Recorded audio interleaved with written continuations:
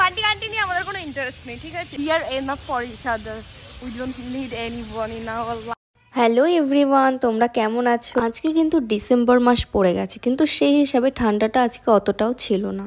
আজকে ছিল রবিবার, তো আজকেও আমাদের পড়া ছিল বিকাল বেলায়।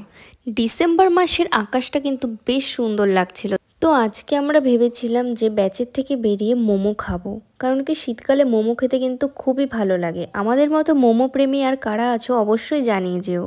মোমোর দোকানের সামনে গিয়ে কুচুপুচুগুলোর সাথে দেখা হয়ে গেল, কিন্তু মোমোর দোকানে গিয়ে দেখি মোমো শেষ হয়ে গেছে। তো এটা শুনে খুব মুডটা অফ হয়ে গেল, খুব খারাপও লাগছিল। কিন্তু সে আগেই বলেছিলাম মল্লিকার সাথে থাকলে মুড অফ আমাকে থাকতেই দেবে না।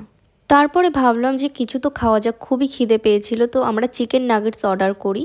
যতক্ষণ না নাগেটসগুলো আসছিল তো ততক্ষণ আমরা পাগলামি করছিলাম এবং এটা ওটা সেটা ধরে যাচ্ছিলাম, এবং দোকানদার ভাবছিল যে এরা কী করছে। সেটা খেয়েও শান্তি নেই।